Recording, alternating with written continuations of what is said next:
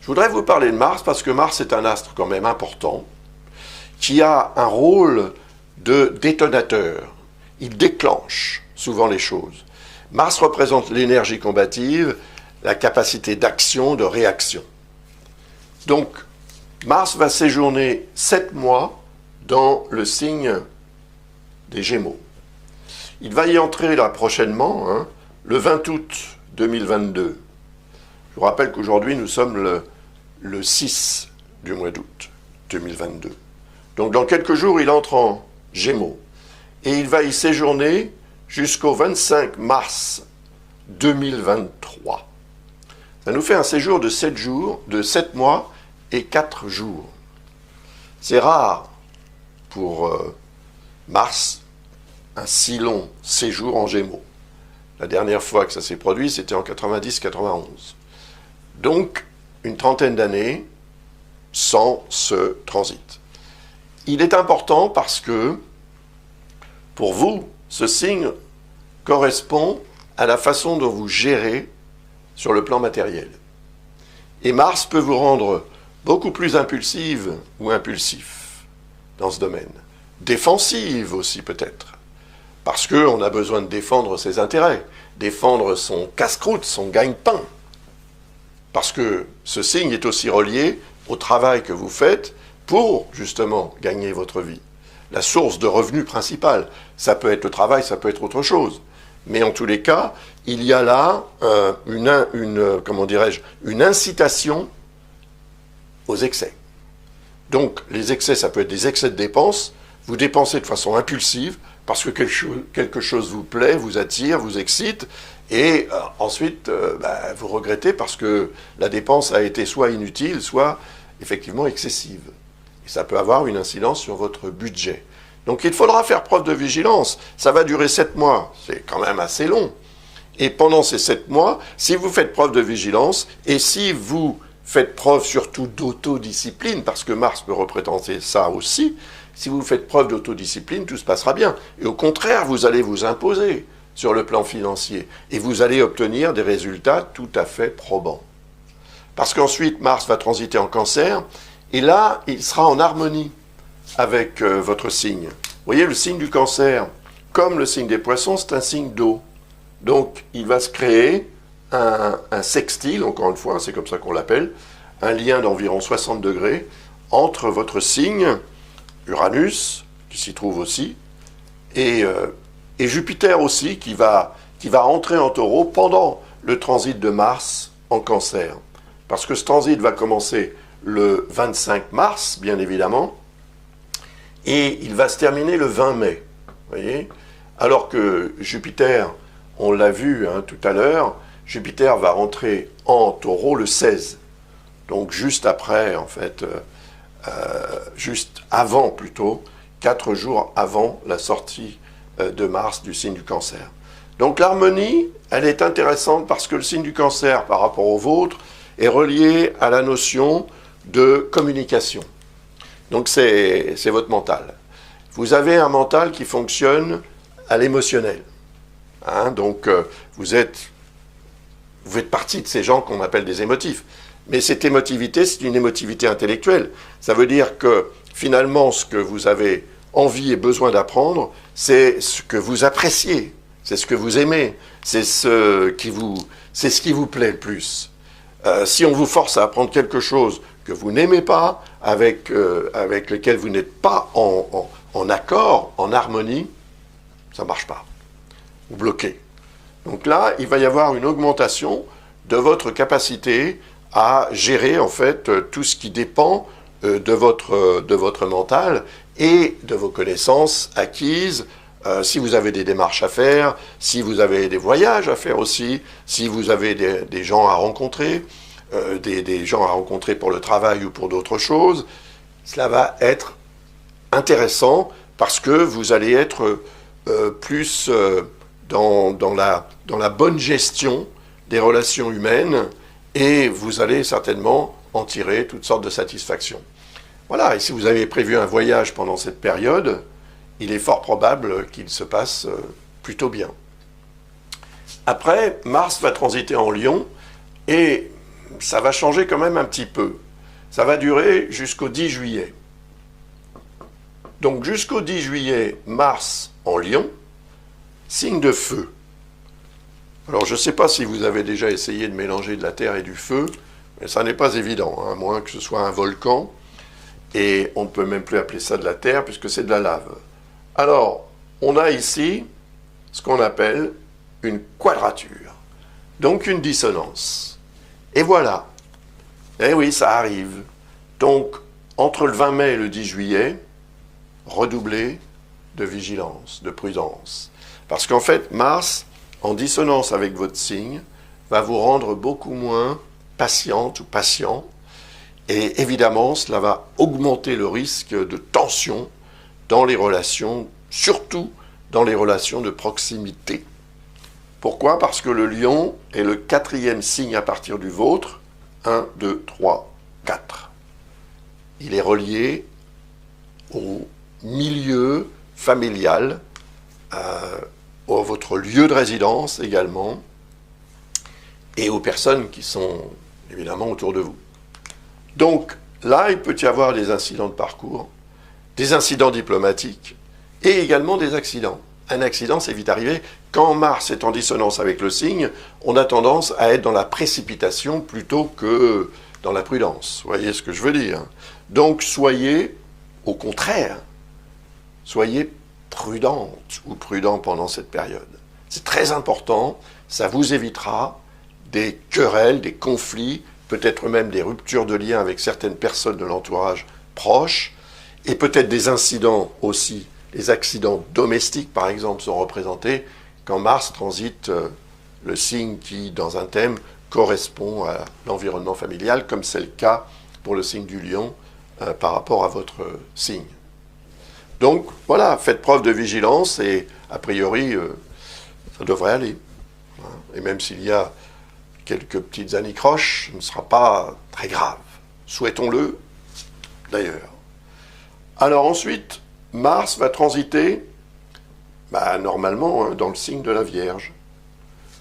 Dans le signe de la Vierge, il va y entrer donc le 10 juillet et il va y séjourner jusqu'au 27 août. Notez ces dates, ça peut être utile quand même. Parce que là, en fait, le signe de la Vierge, c'est un signe de terre. Et le vôtre, c'est également un signe de terre. Donc comme on l'a vu tout à l'heure, quand je vous ai parlé de Pluton, eh bien Mars sera en harmonie avec votre signe. C'est bien. Là, on est dans le 5e secteur, ou 5e signe à partir du vôtre. Vous voyez? 1, 2, 3, 4, 5. C'est le secteur de la créativité, création, procréation, des bonnes choses de la vie, des vacances, de tout ce qui est agréable. C'est la recherche des joies et des plaisirs de la vie que représente ce secteur par rapport au vôtre.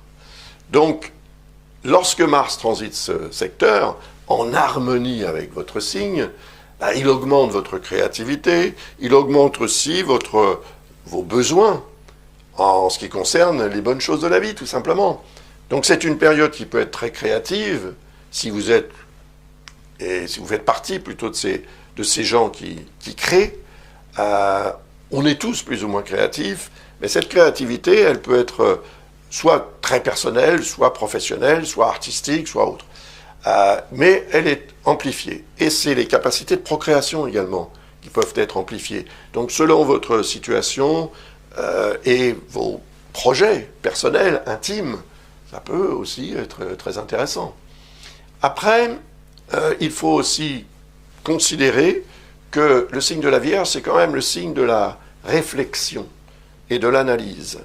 Donc il est fort probable aussi que vous ayez davantage de capacités dans ce contexte, quel qu'il soit, contexte agréable, vacances ou plaisir de la vie, vous aurez quand même aussi capacité à prendre du recul pour analyser un peu la situation, pour en prendre vraiment toute la mesure et en faire quelque chose qui ne sera pas que éphémère ou qui ne durera pas que pendant cette période, qui peut avoir des répercussions très agréables par la suite.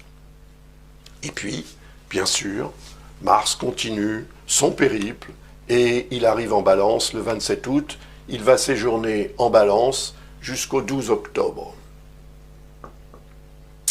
Voilà. Et le signe de la Balance est un signe d'air. Alors, l'air et la terre, c'est ce que je vous expliquais tout à l'heure, on n'est pas forcément très compatibles.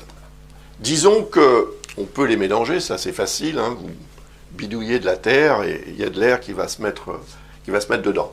Mais vous ne le verrez pas.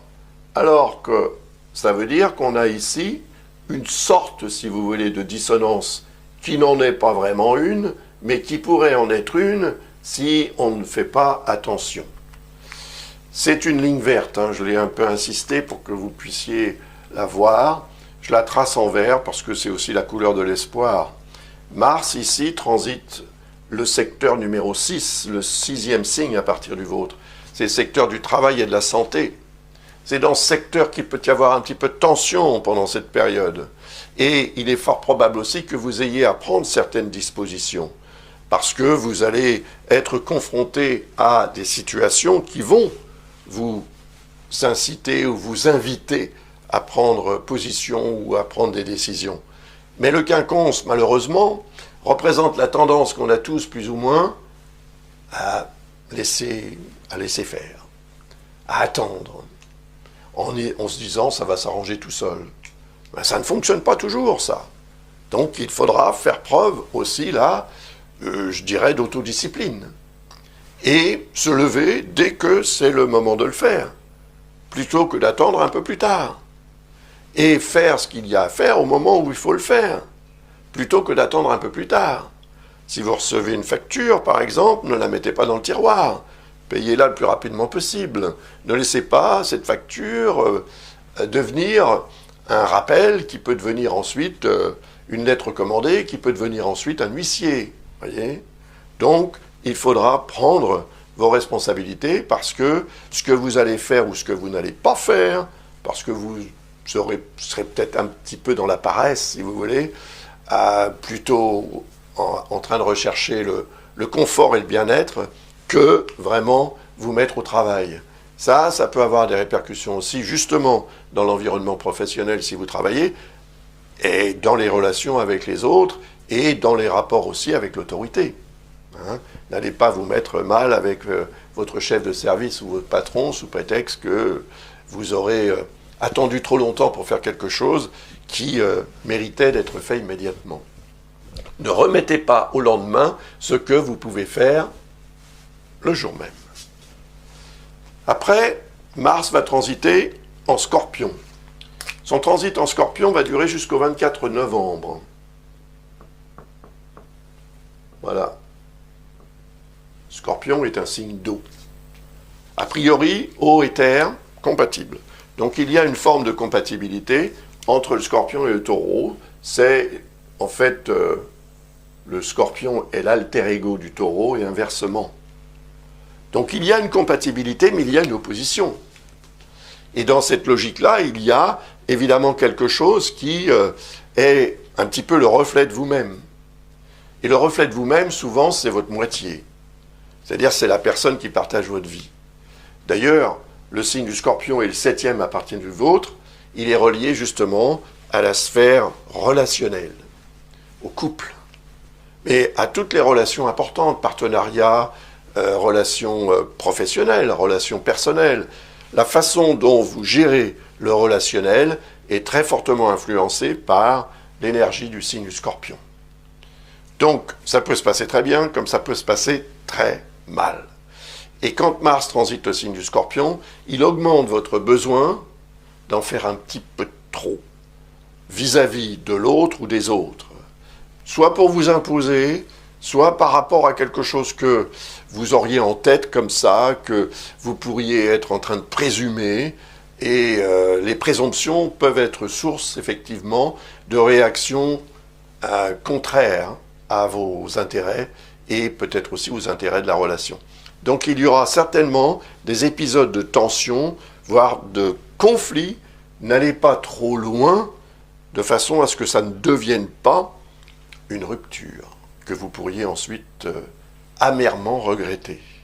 Donc voilà, encore une fois, je pense qu'il faudra faire preuve d'autodiscipline pour rester maîtresse ou maître de votre véhicule existentiel afin que vous puissiez aller là où vous voulez aller avec l'autre personne concernée dans la notion de couple ou de relationnel, quel que soit évidemment le domaine en question, c'est-à-dire la vie professionnelle ou la vie personnelle ou la vie sociale. C'est à vous de voir, hein, je ne connais pas votre vie. Mais le fait est que si vous voulez des informations, encore une fois, plus personnalisées, parce que ce que je viens de vous dire vous incite à le faire, n'hésitez pas à visiter le site de l'École Ablas, et comme je le disais tout à l'heure, vous y trouverez toutes les informations pour poser une question ou pour demander une analyse plus détaillée. Et puis enfin, l'année va se terminer avec le transit de Mars, pardon, pas de Jupiter, Jupiter c'est fini, on n'en parle plus, de Mars en Sagittaire, qui va durer, je crois, jusqu'au 4 janvier 2024. Donc là, 2023, et hop, on arrive en 2024. Sagittaire, signe de feu. Ah voilà, signe de feu, vous voyez, trait rouge. Donc, on ne va pas mettre un trait rouge parce qu'on est gentil, on va mettre un trait vert. C'est ce qu'on appelle encore une fois un quinconce.